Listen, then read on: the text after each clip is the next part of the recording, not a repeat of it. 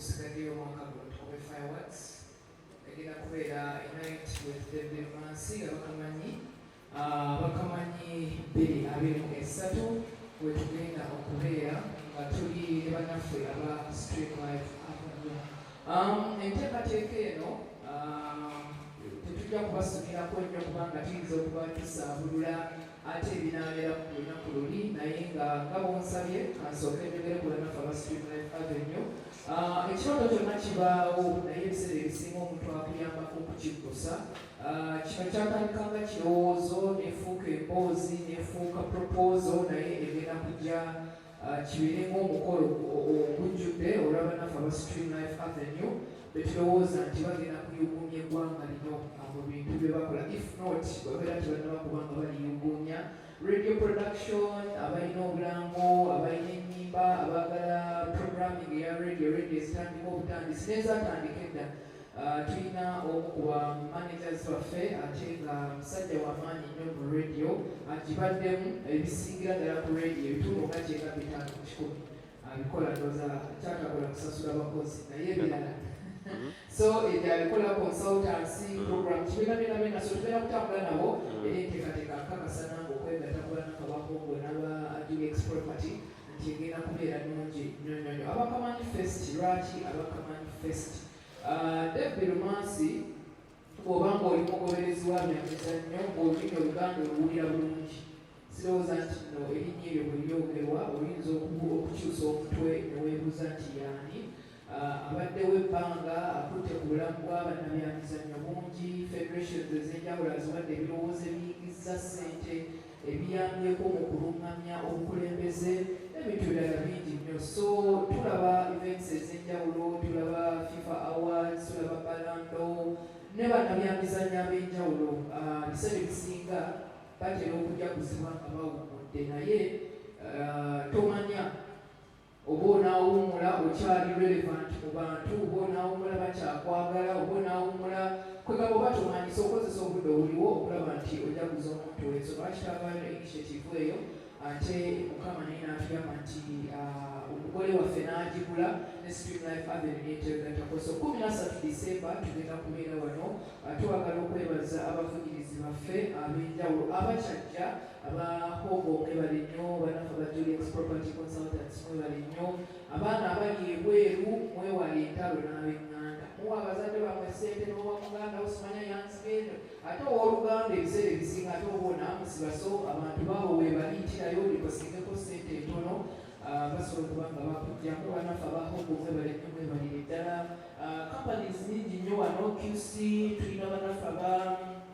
market dedicating awatu balina online service nga tickets twazitaddeyo otapingamu obutampinzi ojja n'essimu yo nga bateekawo awo tulina bannaffe aba Codebase Entertainment abannaffe aba Ababet ne kampuni zonna abavuyo ne batusuubiza nti tujja kujja on board tujja kuba nga tuwaniriza olunaku lugenda kubeera nga bw'owulira a night with the Lumansi just imagine having a night with your idol ng'oliko n'omuntu ogamba gweweegomba kubanga okuva ku reactions zetulaba ku mitimbagano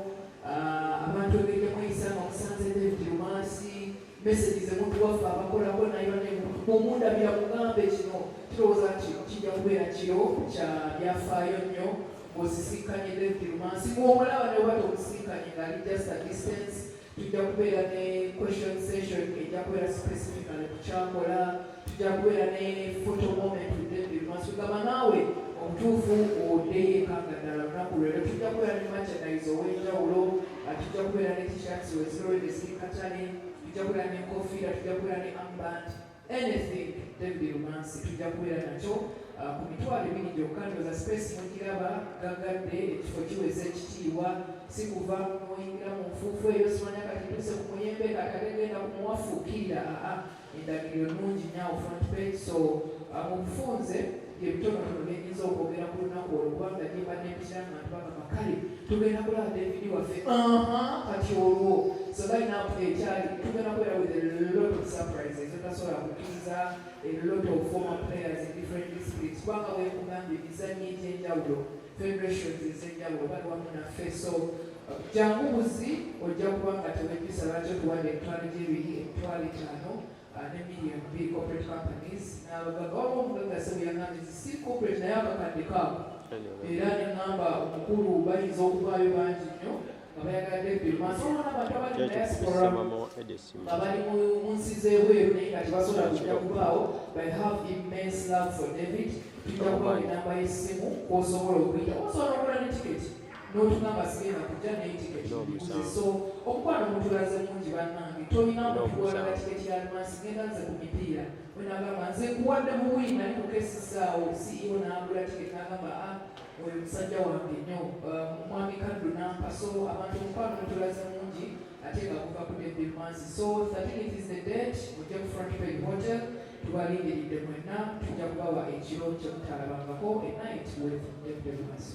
Okay, there you go. Mweba nnyo. Bannamawulire bannange naddala aba sports namwe abali mu entertainment balamusaako mu ngeri y'enjawulo. Manyi olwaleero kayisanduka amaanyi abamu ku mmwe mwandibadde ku nsonga za mukyala babiri ekityo manyi leero ndowooza ali mu kooti.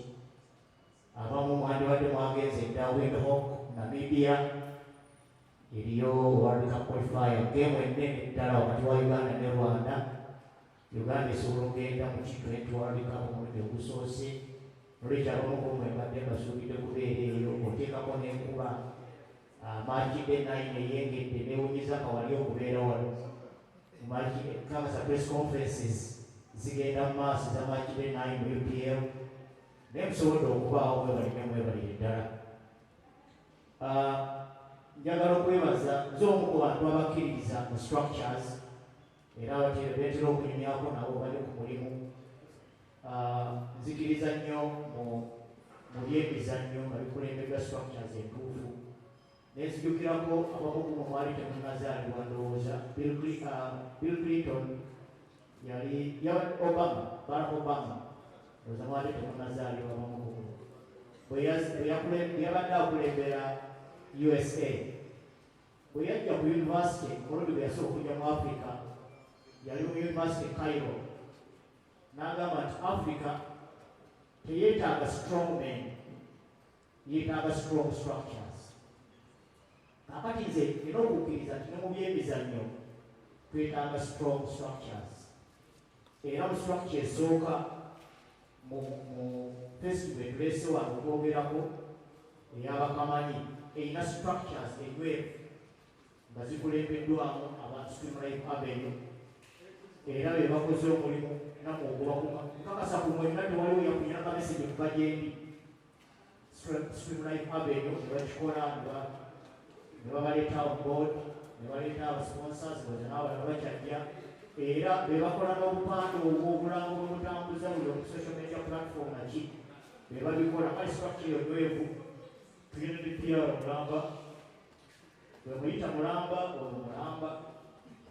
kubanga container eyinza okuba nga ntono naye muntu munene ddala kale nebaza structure eyo eyateekeddwawo Streamline Avenue mwebale nnyo mwebalire ddala. Njagala okwebaza abagwikiriza abakyavuddeyo kakasa abalala bakyajja. Kirungi nnyo okukula n'ekirowoozo ekipya kuba ekintu kino kitugenda okukola kirowoozo kipya. Abantu abasinga batya ebirowoozo ebipya edda waabeerangawo bayizi na balimi ne waddawo industrial revolution kakati tuli ku IT omuntu obutabeera na social media account abantu bakuwulira benyi tuliyadde ku Facebook naye emyaka nga 2 egiyise nga Facebook tebiriwo naye nga abantu basavalitinga so trades ezo tezikoma okujja wateeka okubeerawo omuntu alowooza ekintu ekyo ekipya. Kakati ekintu ekyo bwe kirowoozebwa nga Abakamanyi bwe kyalowoozeddwa wabaayo omuvujjirizi n'agamba kankole na kino bannaye tubeebaza mwebalire ddala. Abamu kumu abasomako ku byafaayo bya Esther City muteekwa okuba nga mwasomako ku kampuni eya Walkers Crisps. Mwami wa ku kyalo yalaba ttiimu y'oku kyalo Leicester ng'etandika ye ng'ali mabumonde naga naye kakati buli lweneebere mwakidde nga nsalasalayo ku bumonde nga kusibusi bumonde buzubu ngajja buguzanga abantu omwo mpolampola naye kampuni esimanyi kapasite yayo kakati eteekwa okuba nga bafulumya tanis ez'obumonde obuzungu ezitakka wansi wa 5 olunaku lumu naye kati nesitasiiti gyeri bitino we batandikira ne leero bawangudde ne premier league ebungereza ate ne Workers Principles yafuuka international n'olwekyo abakamanyi we banga eno sizoni mpya sizoni esooka bano abatandise ennaku oyinza okubasanga mu myaka nga 10 eyo nga ate bafuuse ekirala ekisingako kyebali n'olwekyo tubeera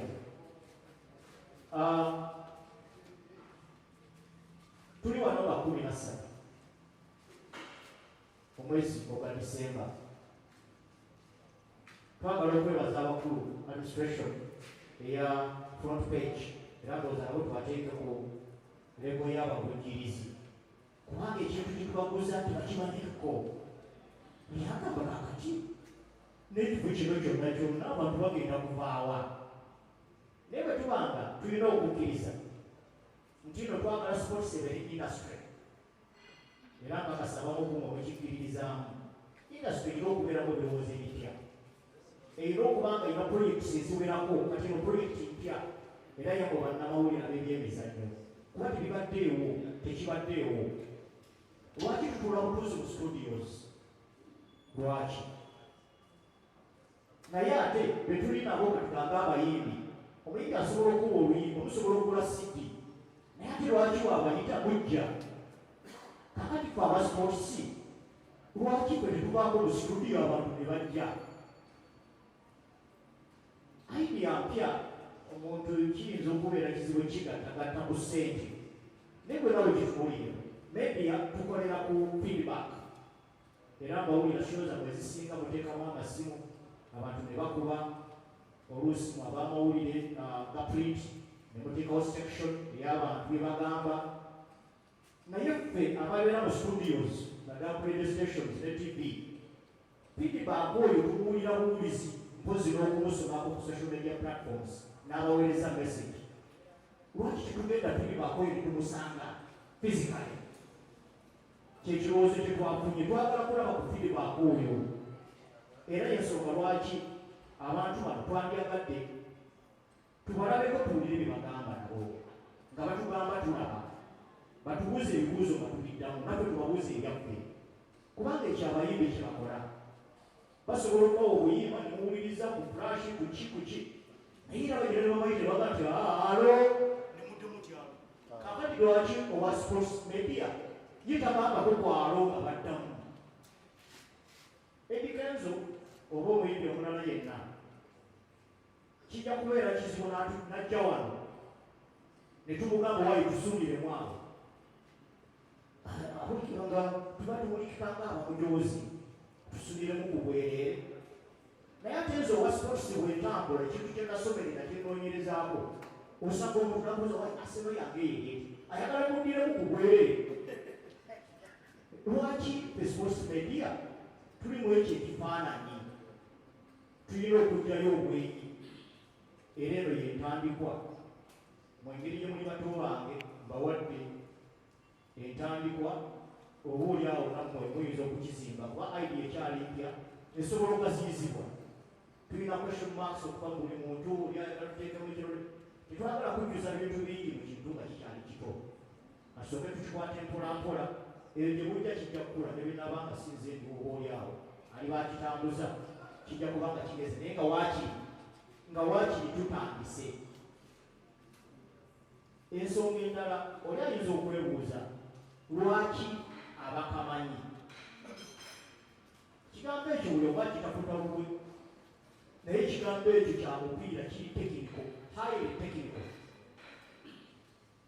ebiseera ebitono byenaliko muti bya KCC ebiseera ebyo bagiyitanga KCCFC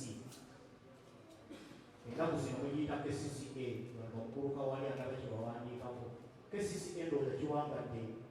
emyaka nga 10 ndowooza oba 11 naye ekigambo abakamanyi ku radio naddala CBS kimazeeko kakati emyaka 5 programu gye ntuulamu bagiyita eriiso ly'ebyemizannyo. Abakamanyi eringa mention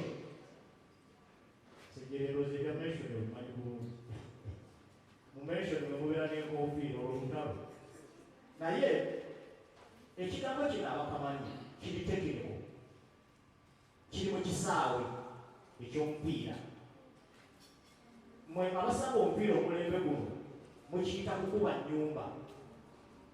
Ekyo baita okuba ate ekigambo okuba nnyumba kyagenze kigaziwa kiyingiremu n'amakulu aga bulijjo.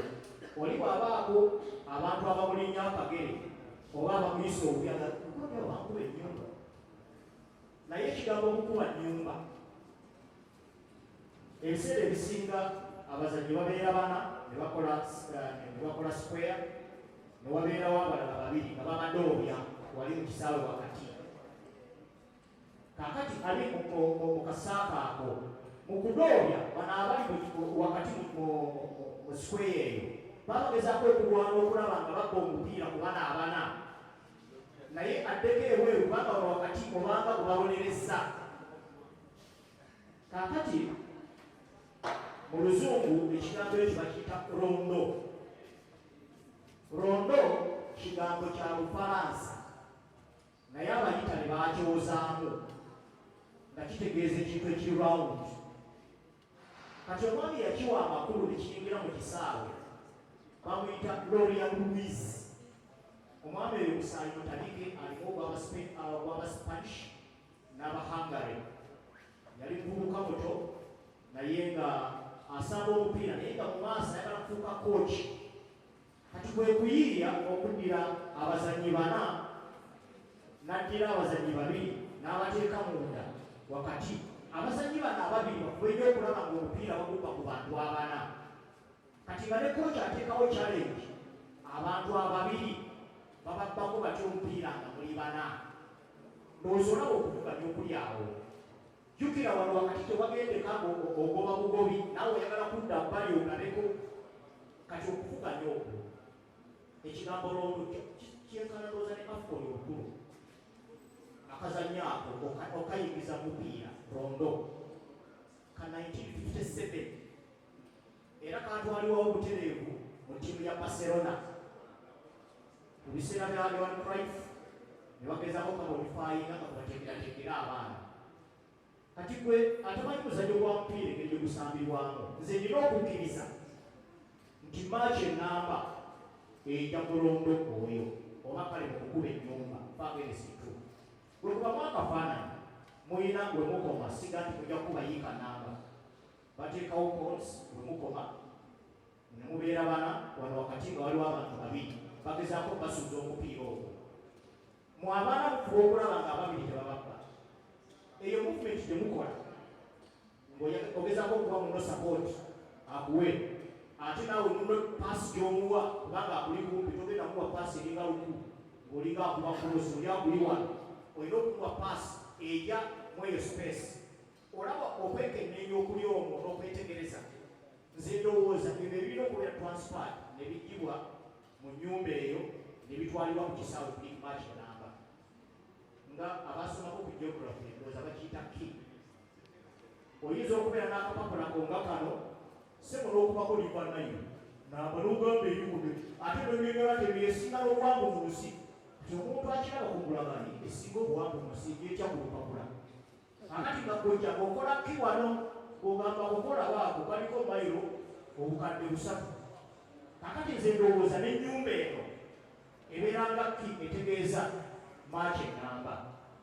era ttiimu ezikuba akawoowo zettanira nnyo ennyumba eyo nga training tinatandika. Kati nzirayo mu KCC nalyoko emyaka 3 nga student player baatuyitanga ba supporting players. Tetwalina mukisa gusangawo City Cubs. City Cubs yatandika 1979 yaleeta Beka Masiko ne bannaabwe. Kakati ate ennaku zino waliwo ttiimu ento eya youth ezannya mu liigi ya Kuba ya youth naye ate twebeegatira mu KCC nga ttiimu ezo zombi teziriiwo kwegamba nga tubeerawo ne ttiimu enkulu byonna training byonna luba eryo kampu byonna tubeera nabo wabula nga muffe be bayitanga aba supporting players nga bwe balonda abo kusinziira ku buzibu obuze mu ttiimu enkulu zekyalinaku namba y'enkuba tewaliwo yafuna buzibu era yensonga lwaki saawa yalaregisita ekizanya mu super league biseera bagiyitanga super league kakati muyita premier league naye bannaffe abamu nga Wilma Musika yasobola okukuba Julius Kiseka Alice Myalo yasalawo okugenda mupiira n'abalala bwe batyo naye nzija kukigamba Abakamanyi ne 4 against 2 kye bayita 4 against 2 oba gye tuyita rondo mu kesisi bakiyitanga Abakamanyi nagezezaako okubuuza ku Charles Masiko eyayoriginatinga ekigambo ekyo naye nangamba ajja kunoonya ajja kukisanga eri mu John Latigo kitegeeza nti kesisi okugaba omupiira ogwo gwegaba kyalinga kyabuwaze nga tweyiringa emmenti n'abakutandika nga basooka kukuba ennyumba naye mukukuba ennyumba ekyo nga bakiyita Abakamanyi kakati nze mu mulimu gwange engeri gyenguluddemu nagenza okulaba nga omupiira guli expansive nga ne bannamuwulire tulina okukola adjustment omupiira kakati bukyali tugundi n'akwata n'ayitamu alamishira n'amaliriza bagolokipa kati beetabonne bagaba ne batandika n'ennumba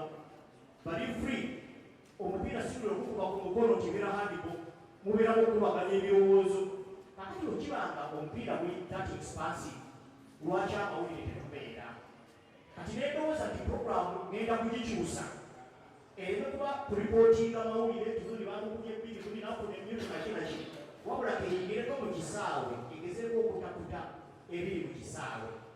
kakati mu kutaputa okwo nze nakitwalanga okuba ennyumba mu kukuba ennyumba nga nze nkimanyi nti Abakamanyi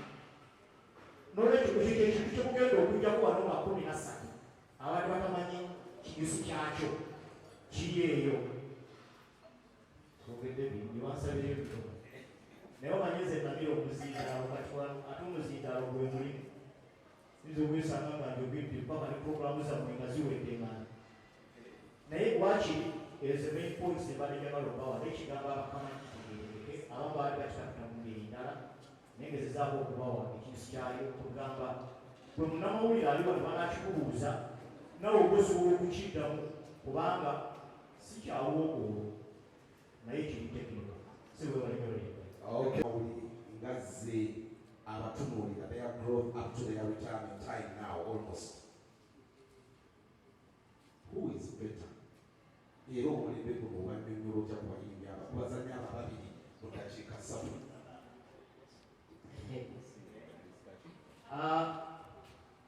Messi ne Ronaldo nze ndowooza tuli bamukisa okuba nti emirimu gyabwe bagikoledde mu generation yaffe netwalabako abazanyi bano bombi nze ndowooza mu kifo ky'okubawaana n'okubateekako debate twandibadde tubakoppa bukoppi buli omu gyali ne bwaba muvuzi wa bodaboda ne bwaba muvuzi wa taxi ne bwaba alina omudaala mu katale asobola okufuuka Messi oba Ronaldo w'ogwo omulimu oba weegomba nti olyanyiriza nnyo ne weegomba nti aluddewo nnyo gwe lwaki edduuka lyo liwagguddewo nga litunda nnyaanya ate wayitawo emyezi 2 ne basanga otaddemu kyalaani kati gweoba oyiza eki mubali eyo eri emu eri ey'okubiri bwe tuyingirako mu kisaawe abazannyi bano nze engeri gye mbatunuuliddemu engeri gye bakolamu emirimu gyabwe yanjawulo Messi ebintu bye abikola naturally instinct muli ekiwukira kwaka akaseera kyakola mu ekyo ekiseera Ronaldo talent agirina naye ate yayingiramu oba ayongeramu ekiri artificial okwewanako n'okufiirawo n'okwekkiririzaamu kyova olaba nga Messi atuuka ekiseera omanyi nakyo talent ereeta ego muli oba okwewulira Messi ayinza n'okweza eddakiika 10 nga nagonye omupiira nga gabo bambeera bajja kukiwulira naye Ronaldo okulaba ekiseera abeera mu history buli kiseera kuba kimanyi kino omupiira gwe mu biseera ebisinga gukolebwa statistics eyo naye yandibadde area yakubiri eyawula abazanyi balombi ya statistics Messi tatera gye okufaayo nnyo okukola statistic eyo oba nti assist nti oba kuteeba naye ate olwabula ekikola omupiira gwe statistics era singa atwala maaki nga 3 oba 4 nga tatiibye gegabeera amawulire naye nga Messi asobola n'okutwala ebbanga eryo lyonna nga tatiibye naye nga bawoponenti mumuwulira muli kubanga ye omupiira gwe mugazi nti okuteeba n'okukola assist kulinga budrowa asikayo osisa akajyawo natumuyiraga agira nti asalomo nasikayo kano. Ekyokusatu kyoyinza okutunuulira ku bazanyi bano bombi ye attention okuva mu opponent. Ebbanga lyonna ly'omupiira n'omupiira gwensambyeko sirabanga musambya attention kuva mu opponent nga Messi. Olaba namawulire bano batudde bwe bati Messi olusiba omupiira we batebabeera kitegeeza alina okuyita waawo oba atya oba atya oba atya. Naate ye Cristiano Ronaldo ye olw'okuba nti n'emirimu gye okusinga giri wali ku ekinya box era yafuna bwe yeewulula tikiwetagisa kubaletera mupiira. Ye bano abakola bano be balina okulaba bw'atambudde naye ng'ebiseera ebisinga ye Messi ekyakyekolera yajja n'abenjerako bakiraba nga kyetagisa okuesenyiga passes n'abalala n'abateekamu naye nga bwekiraba kugamba era batimates ngeri gye beeyisaamu nti buli lwakuwa paasi abanga agambye nti buteresezza buteresa era ogenda okulaba nga bamuddiza. Naye Cristiano ye emirimu gyagikolera mu muyambi 18 kubanga abakimanyi byonna bye mukola eno mujja kujjako ebya Messi byonna byonna mumuterese nga mwagala kukola ki kusaza layini. So simanyi oba enjawulo ezze mukifunye Abakamanyi verse. So much of that nature is going to be happening. Wajabera okubuuza ebibuuzo byasigadde obalagako bigenda obeerawo abakugu analyzing football, analyzing sport, giving the real picture of the sport on that day. So ennaku z'omwezi 13, let's be there. If you're a fan of sport, kubanga onyumirwa ebyemizannyo Diana nake yerabidde asooka akamalirize tulyoke tufune ebibuuzo from the members of press. Kyembadde neerabiddemu ku lunaku olw'ennaku z'omwezi nga 12 tuteeseteesewo omupiira ogwo ngeri gye bali nti Abakamanyi era ndowooza mujja kulaba talent ku lunaku olwo. Twasazeewo okukozesa ekisawo ekya All Kampala kubanga kiri metropolitan bulungi nnyo omuntu asobola okujja n'atuukawo ate abantu tebakitya nti oyajja kutya okuyingira eno oba sente zino nedda. David Lumansi ono ajja kulonda his best 11 abatuwe era mu graphics tujja kuba tubabuulira gwolaba ku ttiimu ya David Lumansi manya nti agutegeera oba baakasibe bano abakubajjo oba kipa asalako n'apakkana oba muwuunana awo tesikimanyiko. So ajja kutuwa his best 11 ttiimu ye yonna newetaba best 11 then n'abawuliriza ba David Lumansi kujja kuba mupiira gwa mukwano tojja nanjegere tojja nankwawo it's a friendly game era wiiki eyo era abamu event omugole waffe tujja kubakweka nnyo kumulabako kujja kuba kwabaliriwe nnyo ne mu mupiira omwo tuyinza okubawayo eddakiika nga 2 temutulemera omugole najjakawonyera naye nga kye clarification gye bali njagala okukola tujja kubeera ne game abawuliriza ba David Lumansi mumanya omupiira gumumwa naye twagala tulabe ku bigere. So ajja kutuwa ttiimu ye barefari twabafunye ddaba FIFA referees ekisawe tukifunye tulindiridde gwe once again kijja kuba kiasharinga enkeera nga 13 then tubalindewo. Kale ekyo kikuwa mu kuteekateeka olunaku olwo abagobererera ebyemizannyo mujja kukizuula nti waliwo abayimbi naye ng'ate omupiira bagutegeera bulungi nnyo. Abayimbi abo tubadde tutuukiriddeko abamu naye nga bwomanya omwezi gwa December abamu bakwata ebivulu naye ng'ate abamu babeera bayagayaga okubeerawo. Abayimbi nga Waikibenda watandika okwogera ku Arsenal ogamba twebanditutte. Abayimbi nga Mukojja Mafia Olukagga, abayimbi nga Dax Cartel, abayimbi nga Baflavia Mawaji, abayimbi. So it's going to be a full package of surprises. Akaseera kano bwe kugamba nti ono yakulembeddemu mbagana fiyo omulala naye nga abo bonna benkugambako mikwano gya David Lumansi teri wadde agenda tusaba wadde 10 naye nga they are really showing interest okwagala okubaawo. So entertainment egenda kubeerawo ate nga yabannamupiira bannabyamizannyo be bagenda okuba nga batukulemberamu ku lunaku olwo. Omukulu wa mu kwongerako ku kyabayimbi ngera Diane wagambye abayimbi bagenda kubeerawo bangi kuba ffenna tuli mu entertainment industry naye ate waliwo abayimbi ab'ekkizo oyinza n'okujja ebirowoozo boolyawo ebyazimba idea eno bwe nali tandika okukola puroguramu eno nga bagiyitiriso ly'emizannyo mu 2004 yali ya dakiika 5 ku ssaawa 9:00 n'eddakiika endala 5 ku 10:00 yali ifoti ya papa Mr. Semakula olw'okuba baba alugabbe olw'okuba bonna basereebu ye yasisinkana programs manager owa CBS mukulwambe mukiiri n'akugamba omwana oyo obudde bw'omuwa tebumumala mwongere ku budde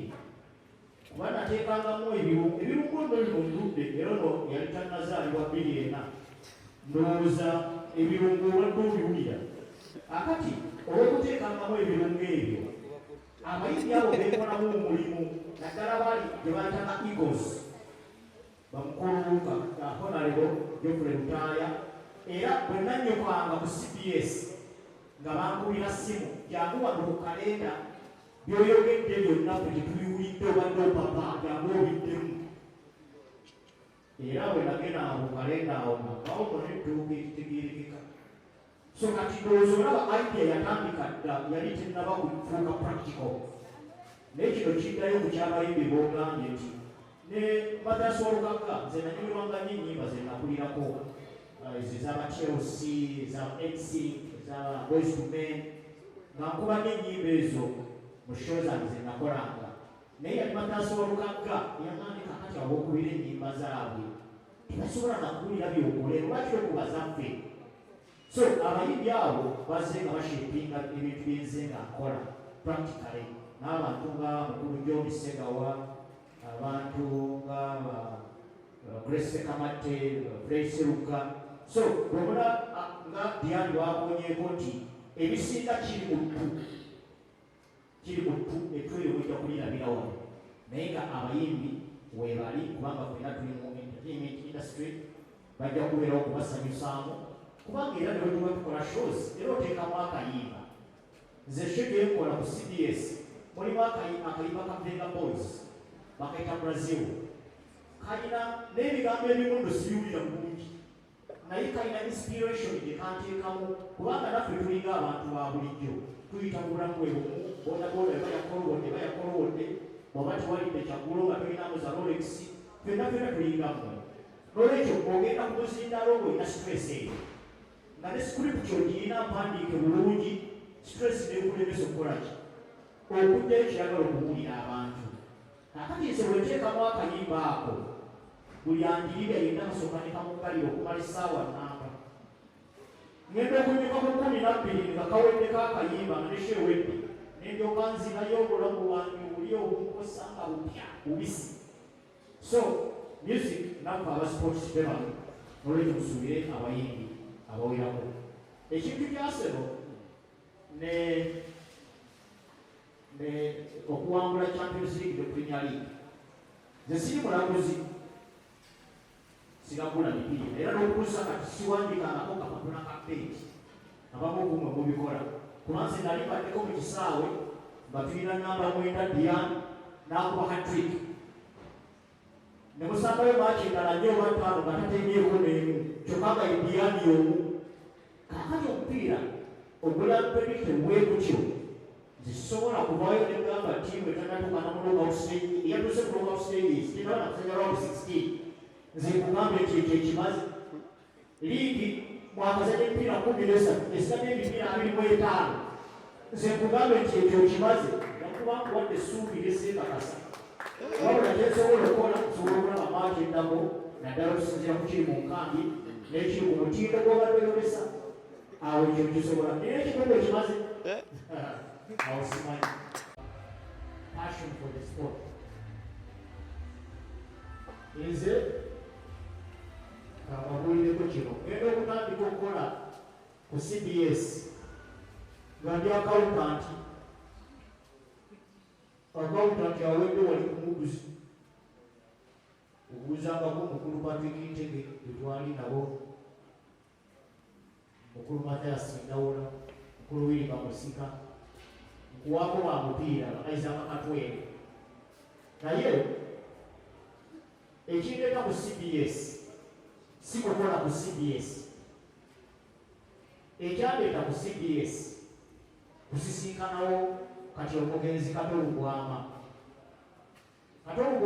yali muwagizi wa KCC ebiseera ebyo butafaanako mulembe guno nti training sessions za club zibanzigalireyo buli abawagizi bajjanga ne balaba training kakati Katolugwama ndabira omu mu KCC katukubazowe nga ye muwagizi wa KCC neffe nga tubalaba ku TV bazanya emizannyo bakola ki naye bwe mala okusoma ku MOOCs omanyi embeera eyo onoonya mulimu application form ka envelope okategeke otambula weetegese kakati kwe kugwa kuba ye yali omunene nze nagwa ku Katolugwama ku streets z'ekibuga namuzeyi mulangira kikintu kyasamba mupiira konze kyasamba badde nsoma nambuuza nti obadde osoma kikonze yakawuntanti yaddodde twagalayo akawuntanti ku Bantu Valley nolwekyo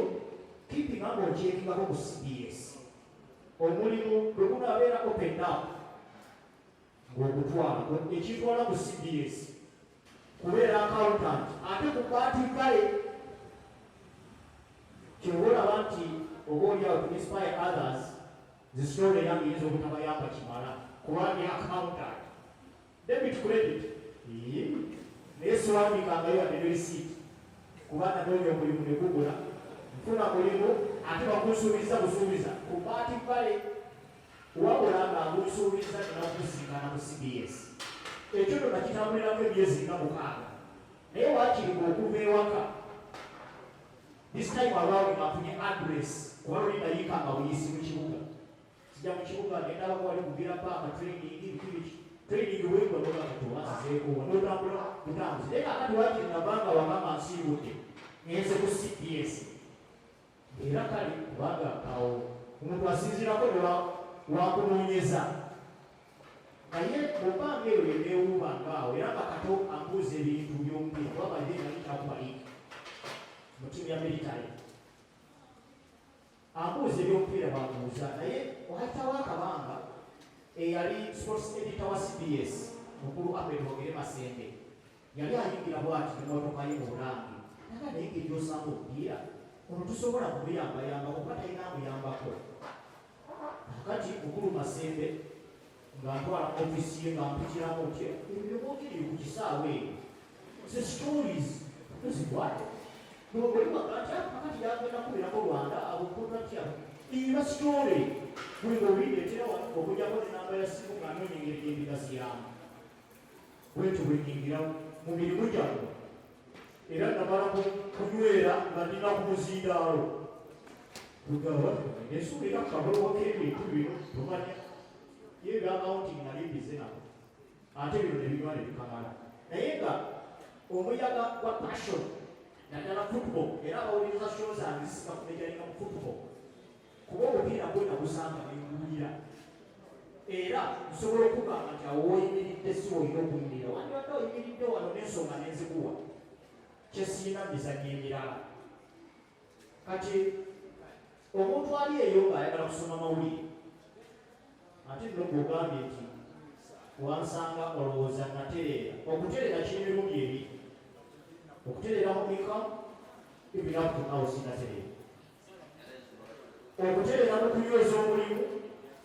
nayiga obupakasi n'enkamala obupakasi mbumanyi nti nno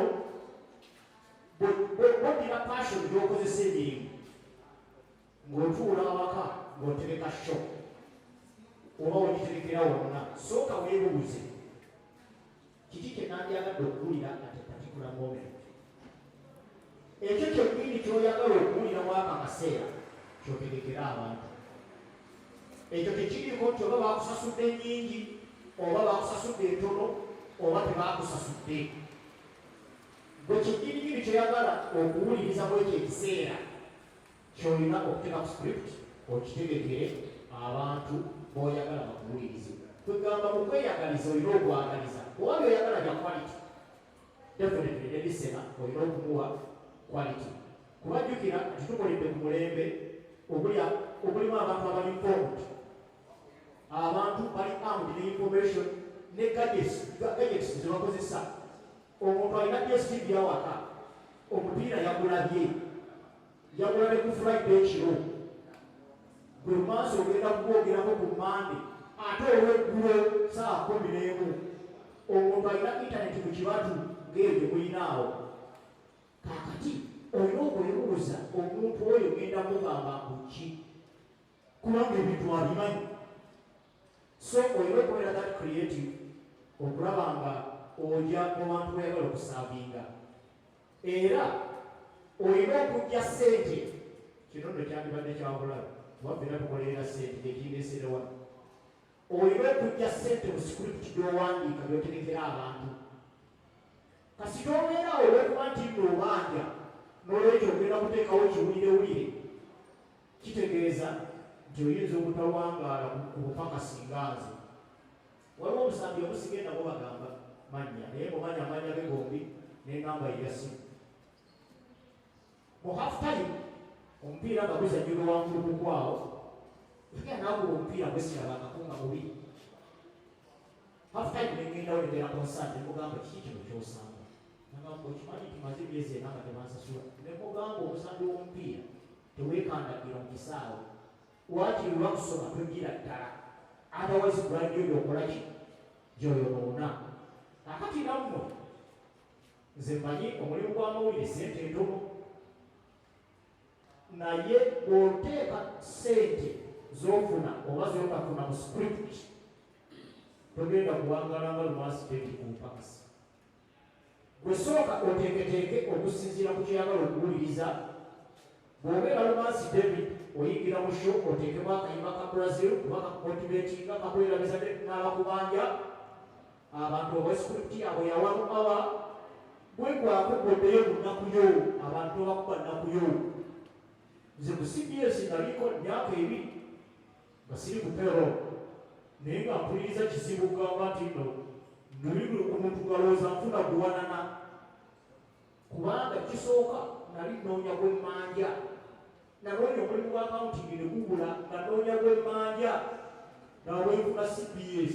nempulira advantage nti nfunye gwemmanja nti olwo ne bwabeera nandiroda alina kyagamba mugambo wayi tebannasasula naye luli nga sirina gwemmanja nolwekyo bw'obanga oteekateeka script bw'oyagala okukola emirimu egisinga n'egyange bw'oba oteeka script sooka weebuuza oyagala kuwuliriza kyo kwaka akaseera ekyo bw'owandika ekyokubiri toteekamu bizibu byo